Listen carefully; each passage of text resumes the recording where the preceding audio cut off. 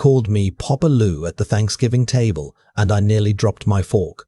She hadn't called me that since she was maybe 9 years old. Back then, it was her version of Poppa.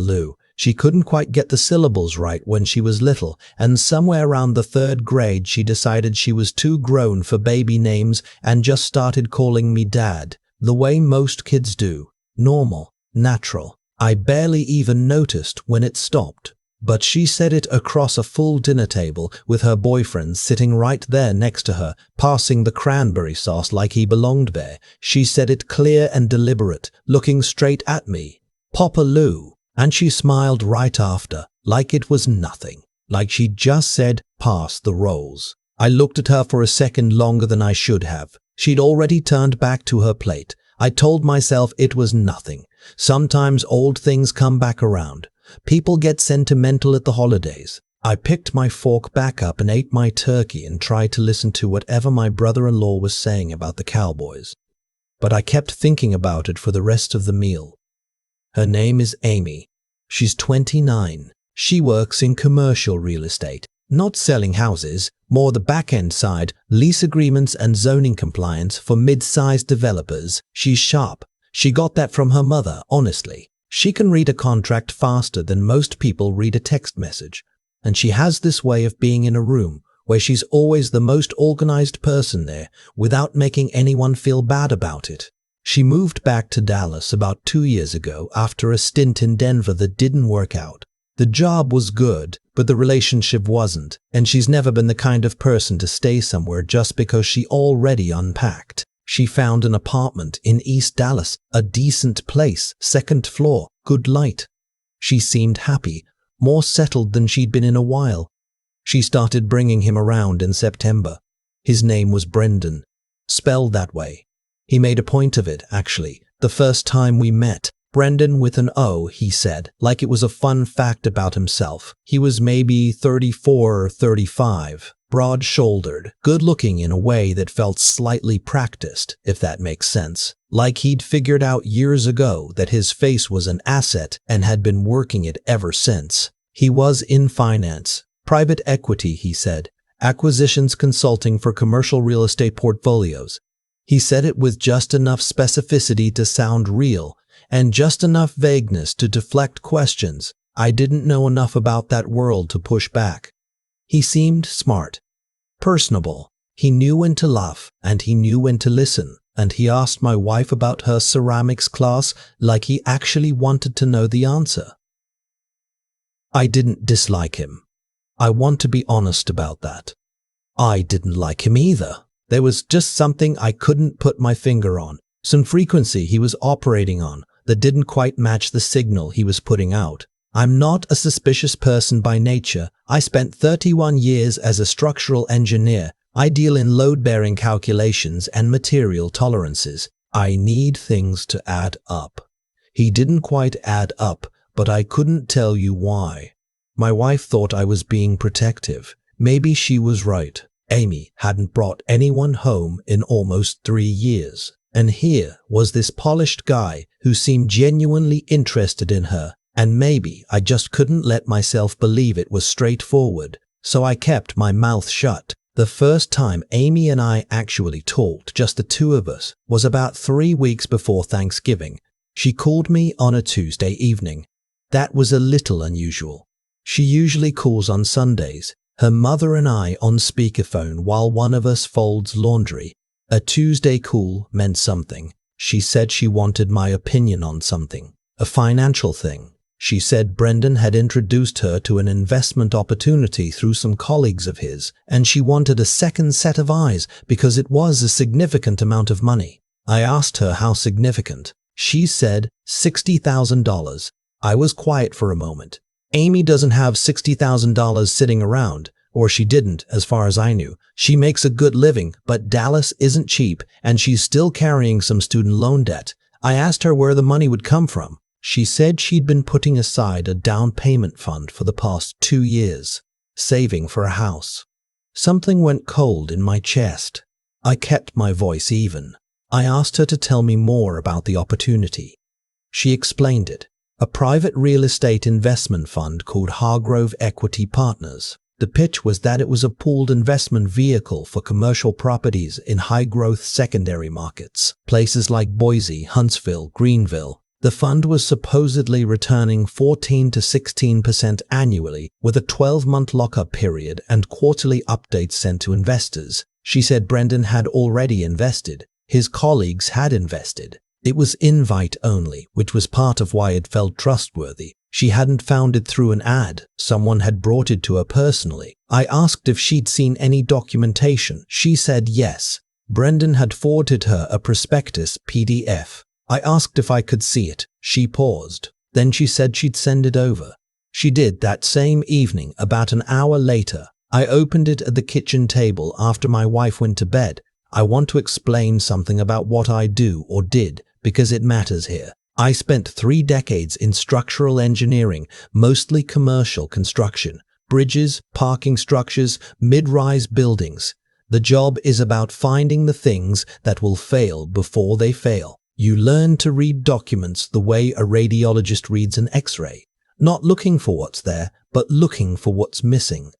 A gap in the rebar schedule, a load assumption that doesn't account for wind drift, the thing that should be there and isn't.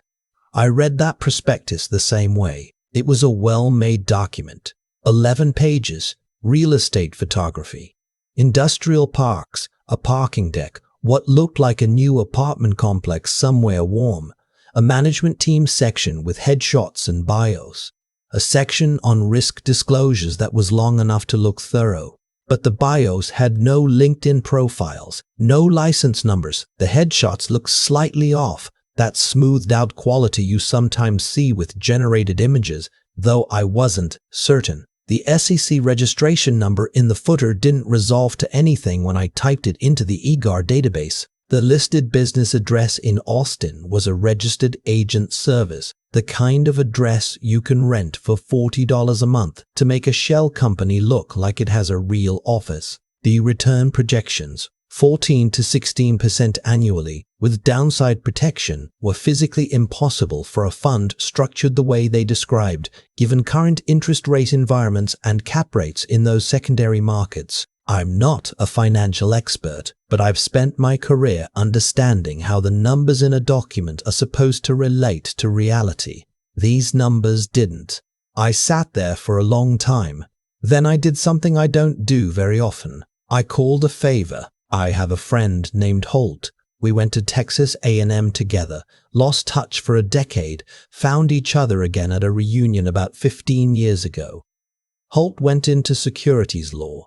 He's based in Houston now, does compliance work for investment firms. I texted him that night and asked if I could call in the morning. He called me at 7:30. I walked him through everything. The fund name, the SEC number, the business address, the return projections. I read him the structure of the prospectus. He was quiet while I talked, which is how I knew he was taking it seriously. He said, "Lou, I need you to not say anything to your daughter yet." I said, "Why?" He said, "Because if she's already inside this thing, or if this guy thinks she's close to committing, you spooking her too early could cause her to pull away from you and closer to him. These operations are designed to isolate. You confront her directly before you have something concrete. She defends him, and then you're the enemy."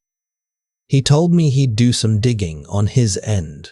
He had a colleague at the SEC's Fort Worth regional office, not a formal contact, just someone he knew. He also had a subscription to a background service he used for due diligence. He'd run the fund name, the principals, and Brendan's name against a few databases. I asked him how long. He said 48 hours. Those 48 hours were among the stranger experiences of my life. I went to work. I had lunch with my wife. I watched television in the evenings and said nothing. My wife knew something was off. She always does. But I told her I was just tired, that I'd had a long week. She let it go. I kept thinking about the last time Amy had called me, Poppa Lou. It was at the airport, actually. She was 9, maybe 10. We were flying to see my parents in Tucson, and she got scared at the gate for some reason. I don't even remember why. Maybe the plane was loud on the tarmac. Maybe someone had said something that frightened her. She grabbed my sleeve and said, "Poppa Lou, I don't want to go." And I picked her up, which even at 9 she was almost too big for, and I told her we were going to be fine. We were fine. I kept holding on to that. Holt called me back on a Thursday afternoon. I stepped out to the parking lot at my office to take it. He said the fund name had no SEC registration that could be verified. The number in the document was fabricated, matching the format of a real registration but attached to a dissolved entity from 2019 that had nothing to do with real estate. The Austin address was indeed a registered agent service, and the company name had been filed as an LLC in Delaware just 8 months ago.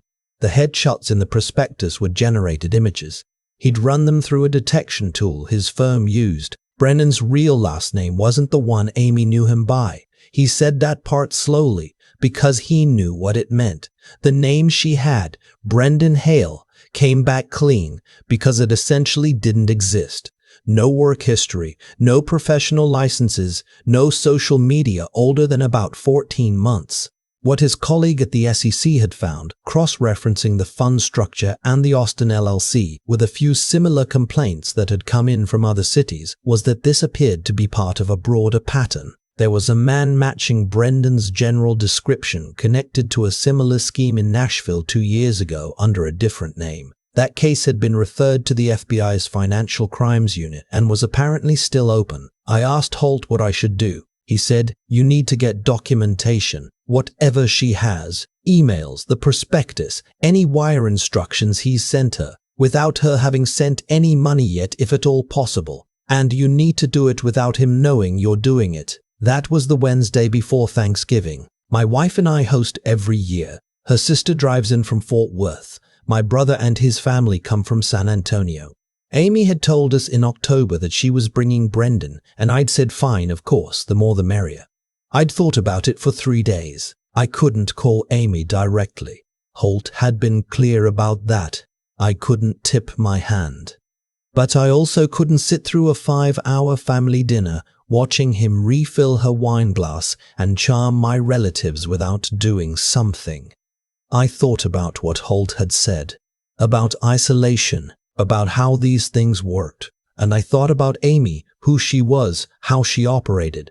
The fact that she'd called me on a Tuesday evening and asked for a second opinion before she did anything.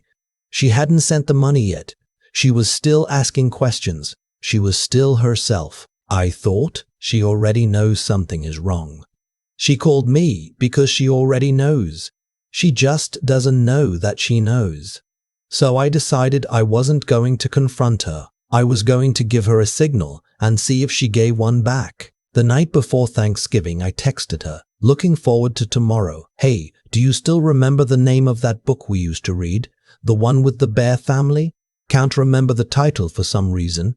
She texted back 20 minutes later, "Goldilocks and the Three Bears, Dad. Are you okay?" I texted back, of course, see you tomorrow." She arrived at noon with a pecan pie and a bottle of Cabernet, and he was right behind her, carrying a dish of some kind of roasted vegetable situation he'd apparently made that morning.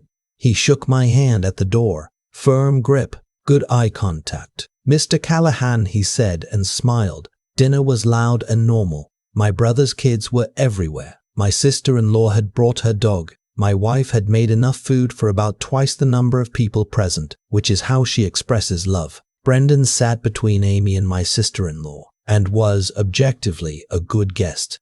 Helpful. Appropriate. He cleared plates without being asked. I watched Amy. She was slightly quieter than usual. Not sad, not anxious, just slightly dialed down. Contained, the way she gets when she's managing something internally. I've known her for 29 years, I know her frequencies. And then, maybe 45 minutes into dinner, right in the middle of a lull in the conversation, she looked across the table at me and said, "Poppa Lou, can you pass the rolls?" Everything at the table kept moving. My brother was saying something. Someone's kid knocked over a glass of apple juice and there was a whole commotion. Nobody noticed. I held her gaze for just a second. Then I passed the rolls. I found her in the kitchen about 20 minutes later, alone, rinsing a serving dish. I closed the door behind me. She didn't turn around right away. I said, Amy? She turned off the faucet. She was quiet for a moment. Then she said, you saw it in the prospectus? I said, yes. She set the dish down carefully. She gripped the edge of the counter. She said, I found something 2 weeks ago. I was using his laptop because mine was charging and there was an email open. I wasn't snooping. It was just there.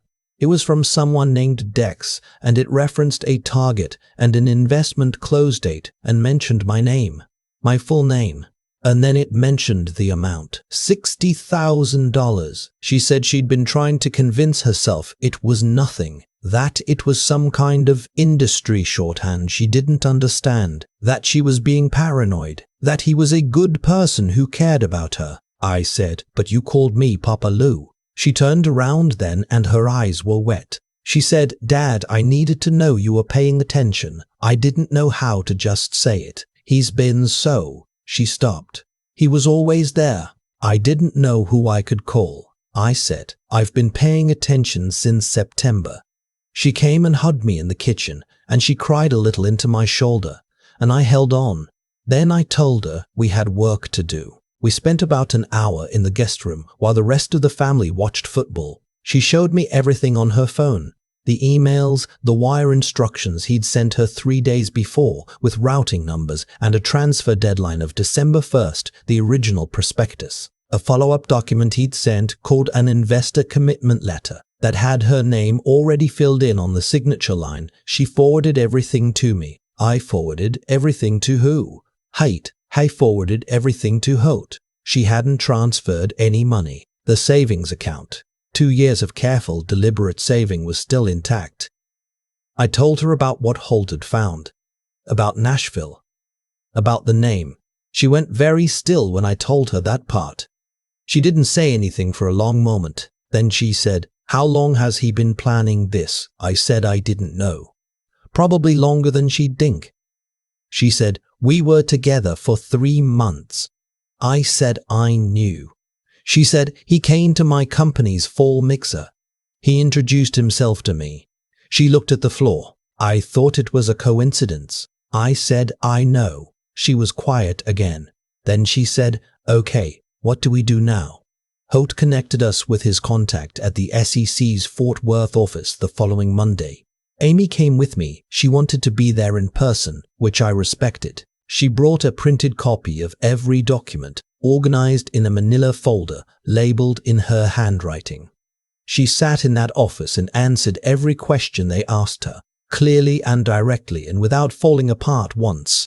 The SEC contact told us the information was valuable, that what Amy had, particularly the wire instructions and the investor commitment letter, provided operational details that their existing case file had been missing. He told us he couldn't share details about any ongoing investigation, but he said, you did exactly the right thing by coming in before any money moved.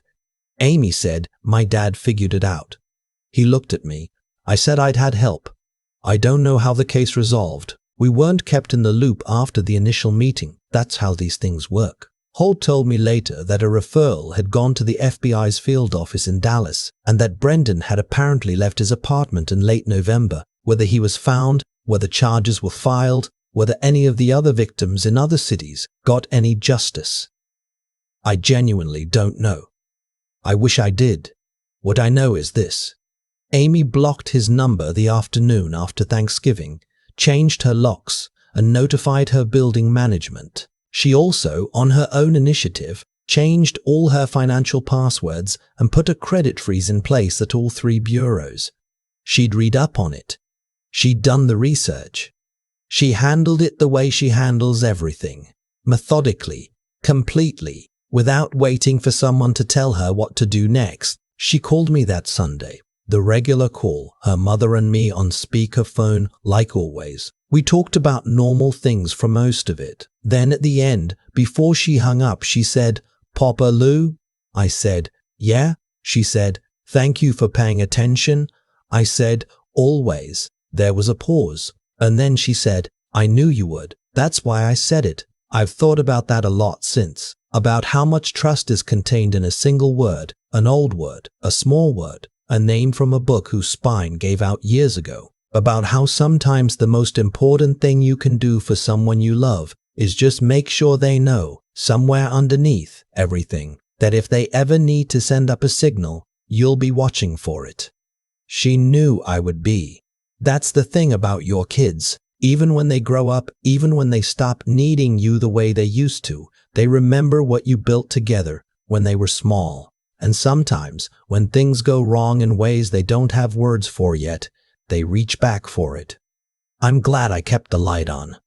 I keep coming back to the moment Amy said Papa Lou across that Thanksgiving table. One word, an old, small, half-forgotten word, and it carried more weight than a phone call ever could have. That's the thing about trust that gets built slowly, over years, over bedtime books, and airport scares and ordinary Sunday dinners. It doesn't disappear. It just waits. What Brendan was counting on was the opposite of that.